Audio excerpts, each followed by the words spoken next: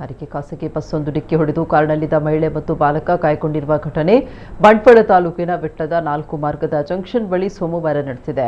ಖಾಸಗಿ ಬಸ್ ನಿಲ್ದಾಣದ ಕಡೆಗೆ ಬರ್ತಾ ಇದ್ದ ಖಾಸಗಿ ಬಸ್ ಕಾರಿಗೆ ವೇಗವಾಗಿ ಬಂದು ಡಿಕ್ಕಿ ಹೊಡೆದಿದೆ.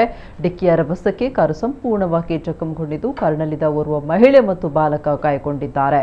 ಗಾಯಗೊಂಡವರನ್ನ ತಕ್ಷಣವೇ ಸ್ಥಳೀಯ ಆಸ್ಪತ್ರೆಗೆ ಕರೆದೊಯ್ಯಲಾಗಿದೆ ಅಂತ ತಿಳಿದು ಬಂದಿದೆ. ಅಪಘಾತದಿಂದಾಗಿ ಕೆಲಕಾಲ ರಸ್ತೆ ಸಂಚಾರ ವ್ಯತ್ಯಯ ಉಂಟಾಗಿತ್ತು. ಘಟನಾ ಸ್ಥಳಕ್ಕೆ ವಿಟ್ಲ ಠಾಣಾ ಪೊಲೀಸರು ಭೇಟಿ ನೀಡಿ ಪರಿಶೀಲನೆ ನಡೆಸಿದ್ದಾರೆ.